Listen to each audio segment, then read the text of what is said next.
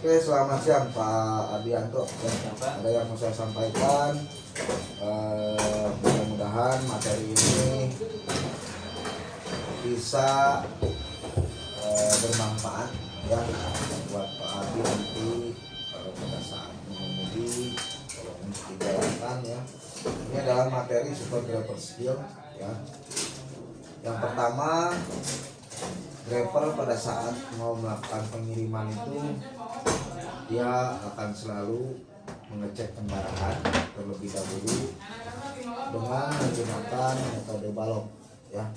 Metode balok itu adalah singkatan supaya kita mudah mengingatnya ya.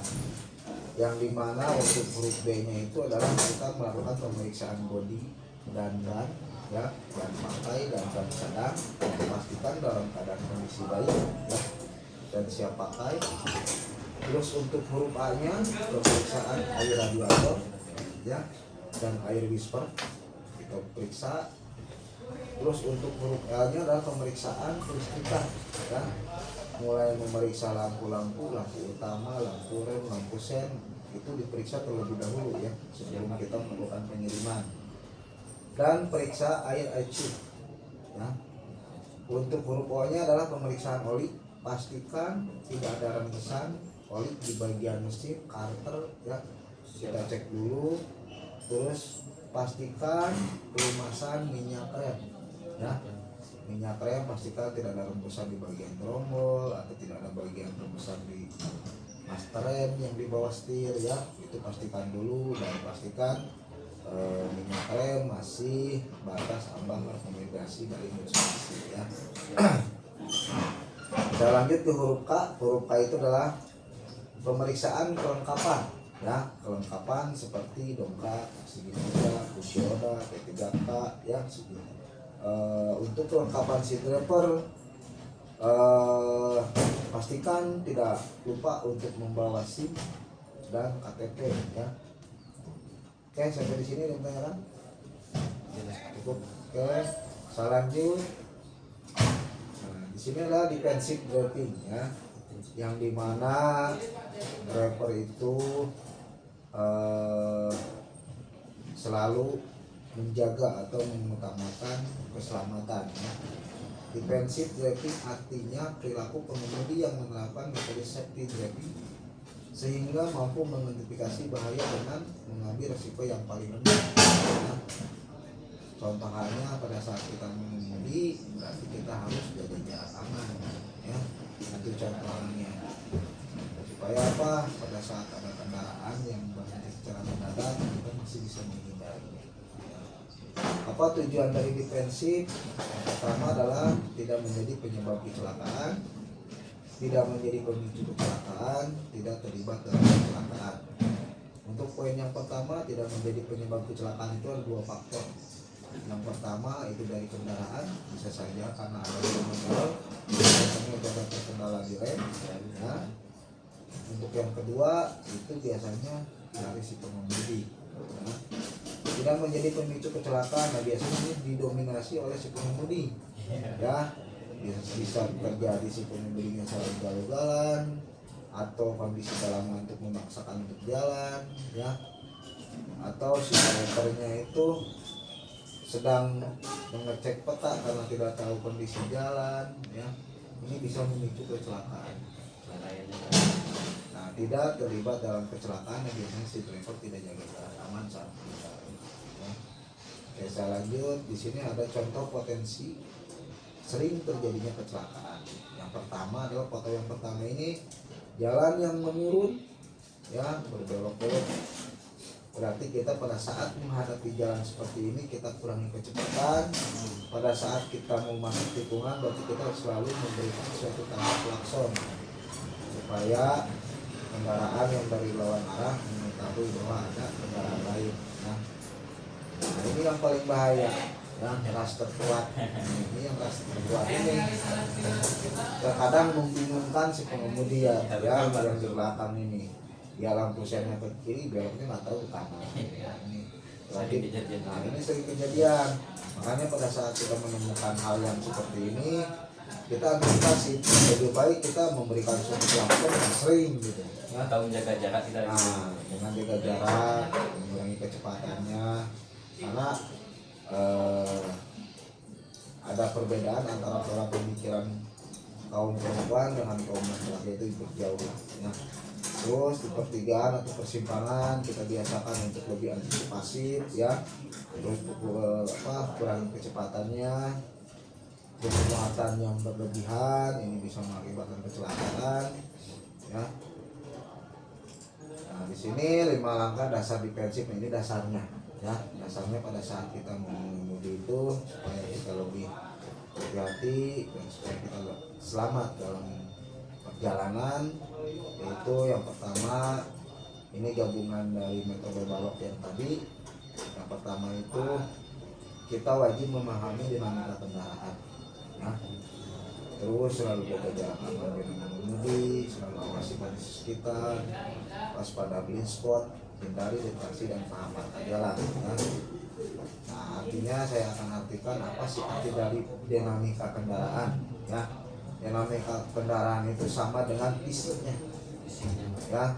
Mulai kita pahami dulu nih, fisik panjangnya berapa ya, lebarnya berapa ya, tinggi kendaraannya berapa. Jangan sampai ada kendala kita ada portal, tahu-tahu kita masuk ternyata nggak masuk. Zone cleaner kendaraan sampai muatan, aerodinamis, tahu aerodinamis? Aerodinamis.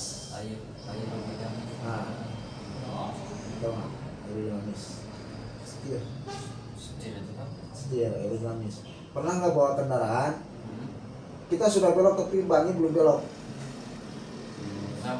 Cuman kalau menengah ada gitu. Nah itu aerodinamis ya.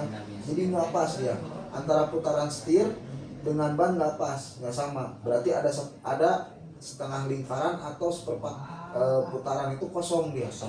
Nah itu kita harus pahami dulu, karena sebelum kita berjalan kita pasti ada adaptasi dulu terhadap kendaraan yang kita mau bawa. Kita pahami dulu ini ya, pahami dulu kondisi kendaraan kita yang mau dikemudikan seperti apa ya. Terus jarak sumbunya, jarak sumbu roda ya, kita pahami dulu. Jarak sumbu roda itu bisa jadi roda depan sama roda belakang atau roda samping kiri, roda samping kanan ya. Itu kita harus pahami dulu. Biasanya ini digunakan jarak sumbu ini pada saat kita mau parkir ya, atau mau memasuki area-area jalan alternatif ya.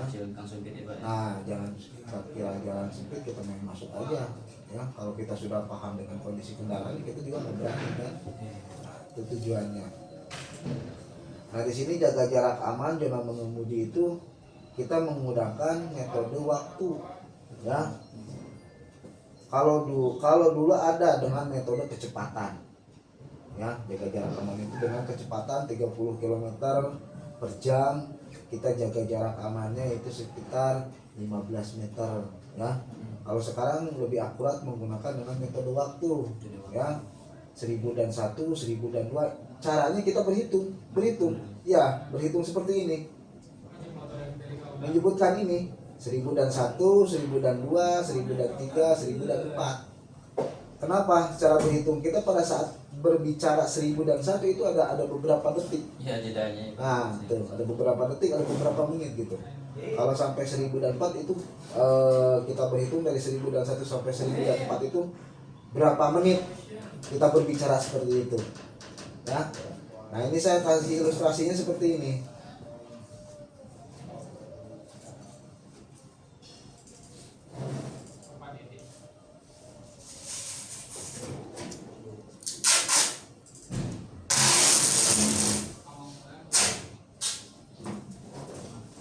Nah, saya kasih ilustrasinya seperti ini. Kita pada saat berkendara, Bapak ini anggap aja Bapak ya. Nah, kita berhitung aja 1001, 1002, 1003. Ternyata kita sudah rapat dengan kendaraan yang di depan kita. Berarti kita harus mengurangi kecepatannya. Beda halnya apabila kita sampai 1004 kita masih ada jaga jarak, berarti itu yang safety. Tujuannya apa? Itu tadi, takutnya ada di depan kendaraan kita ada orang yang lewat atau kendaraan di depan kita mogok secara tiba-tiba. Nah, kita bisa melakukan pengawalan atau menghindari supaya tidak terjadi kecelakaan. Itu. Atau kita dengan suatu patokan lah, tahu patokan nggak? Patokan Tahu kan patokan itu seperti kita ada benda mati lah, ada pohon yang listrik kita sama, cuman kita kan itu agak sedikit terganggu ya. Kalau kita harus konsentrasi ke jalan itu kan agak terganggu. Lebih baik kita berhitungnya pada saat kita mengemudi seperti itu. Ya, hitungannya seperti itu. Karena jangan disamakan antara kendaraan diesel dengan kendaraan bensin. Kalau diesel itu sekalipun kita menginjak gas, buka kuping sekaligus dia tidak akan mati. Itu perbedaannya. nggak langsung respon dia ya Pak. Betul. Kalau bensin itu Langsung responnya kita harus seimbang. Makanya diesel itu identik kalau kita direm mendadak dia nggak bisa berhenti langsung. Oke, selanjut. Nah, di sini ada rumusan MAR. MAR itu adalah suatu singkatan. Yang pertama itu untuk huruf M itu melihat, ya, melihat, menganalisa, reaksi, ya. Metode ini digunakan pada saat, menurut Bapak pada saat apa? Pada saat kita lagi jalan Pak ini ringan. Pada saat kita di jalan saat beriring-iringan, kurang pas. Ini digunakan pada saat kita mau mendahului. Contoh halnya, yang pertama melihat, kita lihat dulu situasi di belakang kita, apa sudah aman atau belum. Ya, kalau kita dalam kondisi sudah aman, kondisi kosong, jangan sampai kita tiba-tiba mendahului aja, ternyata pas di samping atau di belakang kita nggak sadar ada kendaraan roda 2 yang mendahului kita, akhirnya apa? Kesenggol. Nah, itu bahaya. Jadi kita harus melihat dulu situasi di belakang kita. Kalau situasi di belakang kita sudah aman, berarti samping kiri sudah aman, berarti kita geser sedikit ke sebelah kanan untuk melihat situasi di depan kita. Kalau situasi di depan kita aman, kosong, berarti kita baru menganalisa. Mulai kita harus menganalisa. Menganalisanya apa yang harus dianalisa? Yaitu suatu kecepatan. Contoh halnya kendaraan di depan kita ini kecepatannya 30 km. Berarti berapa yang kita harus tambah kecepatannya? Berarti kan lebih. Itu enggak? Kalau 30 kendaraan yang mau kita dahului, berarti kita sampai 40 km per jam. Itu menganalisa. Nah, mulai dari analisa tersebut itu kan timbul dengan kecepatan 40 km per jam, berapa sih panjang kendaraan kita. Jangan sampai kita belum habis atau belum selesai kita sudah masuk lagi akhirnya kena lah benturan. Nah, ini kalau sekiranya analisa kita sudah pas digabungkan dengan insting atau feeling, baru kita reaksi mendahului. Dan jangan pernah mendahului pada saat mau memasuki tikungan. Karena apa? Karena jarak pandang depan kita terbatas. Kita nggak tahu lawan atau enggak. Nah, itu dan marka jalan pun kan tidak boleh, ya. Oke, saya lanjut. Awasi kondisi kita. Nah, ini materi ini biasanya digunakan pada saat kita menghadapi area-area seperti pada kendaraan, ya, atau area-area banjir atau area-area longsor. Nah, kita wajib untuk mengawasi kondisi sekitar kita, ya. Takutnya tiba-tiba pas kita lagi jalan longsor. Nah, kita harus mengawasi pandangan kita ke depan supaya bisa mengakurasikan kecepatan yang jarak aman, ya. Oke, saya lanjut. Nah, waspada blind spot. Nah, blind spot ini adalah titik buta, ya, yang dimana kendaraan sendiri atau kendaraan lain tidak terpantau dari kaca spion, ya, tidak nampak. Nah, ini kenapa kita diwajibkan untuk cek kaca spion 5 sampai 8 detik sekali? Tahu nggak tujuannya itu apa? Memastikan sekitaran kita. Nah, untuk memastikan di sekitar kendaraan kita. Nah, biasanya pada saat kita berkendara itu ada roda 2 yang secara tiba-tiba mendahului kita dari samping kiri. Mengagetkan aja ya Pak. Nah, oke, saya lanjut. Hindari distraksi dan pengamarkan jalan. Nah, distraksi itu adalah sebuah gangguan, ya, gangguan terhadap pengemudi. Nah, gangguan tersebut bisa berbentuk si driver menggunakan telepon genggam, minum, ngobrol, ya, atau mengganti saluran radio, membaca peta, mengantuk, mabuk, ya. Ini gangguan. Ini yang paling masih banyak yang dilakukan oleh si pengemudi. Hal sepele tapi bisa menyebabkan fatality, ya. Kadang-kadang kita menghiraukan. Kita kasih contoh pada saat kita berkendara dengan melihat WA dengan jeda waktu beberapa detik. Berarti kita untuk kembali lagi konsentrasi itu ada jeda lagi beberapa detik, ya. Nah, itu makanya kita kenapa dilarang untuk bermain handphone saat mengemudi. Nah, di sini pun sama. Apabila kedapatan si driver below bermain handphone saat mengemudi, ya, itu sanksinya si driver tersebut akan dikeluarkan. Ya, ini nggak ada toleransi kalau di sini terkait masalah itu. Dan ini pasal undang-undang pun kan sudah ada, ya, bisa ditilang juga.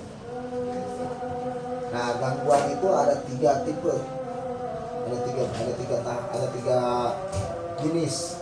Yang pertama adalah gangguan manual. Gangguan manual itu seperti contohnya si driver melakukan aktivitas minum, merokok, itu manual, ya. Kenapa merokok bisa disebut gangguan? Pada saat kita lagi enak-enak merokok ternyata kelilipan sekar. Nah, itu gangguan manual. Kalau gangguan visual berarti si driver contohnya mengecek peta atau membaca WA, itu gangguan visual. Nah, yang ketiganya adalah gangguan pikiran. Nah, gangguan pikiran ini biasanya apa?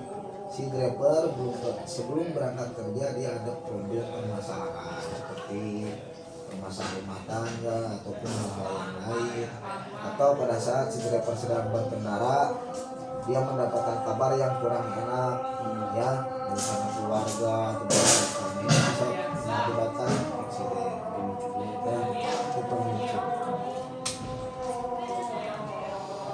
Tips saat menyalip kendaraan, pastikan di jalur yang tepat, jaga jarak aman terlebih dahulu, lihat kaca spion, samping kiri samping kanan, ya, beri tanda lampu sen.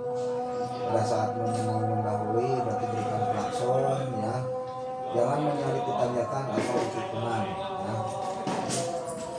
Tip aman mengemudi, memegang kemudi itu tangan kiri di jam 9, tangan kanan di jam 3, ya. Pastikan pada saat berhenti atau pada saat mau jalan gunakan seperti terlebih dahulu. Pada saat berhenti jangan lupa untuk menarik handle rem dan dibantu dengan gigi, ya. Lihat kondisi jalan, apabila jalannya pas parkir gitu ada miring atau turun, berarti kita harus bantu giginya. Bang bilang kepada Pak Digo dihitung dulu di spek makanya. Tips saat turunan, utamakan terlebih dahulu kendaraan yang sedang menanjak, ya. Menempatkan posisi gigi yang lebih rendah untuk menahan laju kendaraan, jangan menurun sebagai prinsip penggunaan engine brake. Namun perpindahan ini jangan dilakukan saat mau turun atau mau naik, tetapi pada saat posisi di punggung bukit sebelum turun atau naik, ya. Karena apa? Kalau kita ngoper gigi sebelum naik, dia akan kehabisan napas. Hilang tenaganya. Ya, tenaganya. Ya. Kalau kita posisinya ngoper gigi pas sudah di atas, kalau kita menghadapi jalan datar, jadi gimana? Coba kalau kita pas habis nanjak terus turun, berarti yang kena begini gimana? Lebih kecil, masih lebih cepat. Itu yang paling bahaya. Saat turunan membawa muatan gunakan gigi yang sesuai kecepatan dan dibantu dengan exhaust brake. Jangan terlalu lama menginjak rem agar rem tidak panas dan terjadi efek overlock atau blow. Ya, pada remnya diinjak keras tetapi tidak berfungsi. Karena apa? Karena si trombo sudah mulai panas. Ya. Nah, di sini ada dua aturan yang wajib dipatuhi, ya, karena sudah tidak ada toleransi. Yang pertama adalah tadi, ya, si driver tidak boleh menggunakan handphone saat mengemudi. Yang kedua, si driver tidak boleh melebihi kecepatan dari 60 km per jam. Ya, apabila melanggar hal kedua tersebut berarti keluar, itu sanksinya. Ya, sampai di sini udah bertanya Pak. Sudah cukup? Oke, siap. Terima kasih atas waktunya.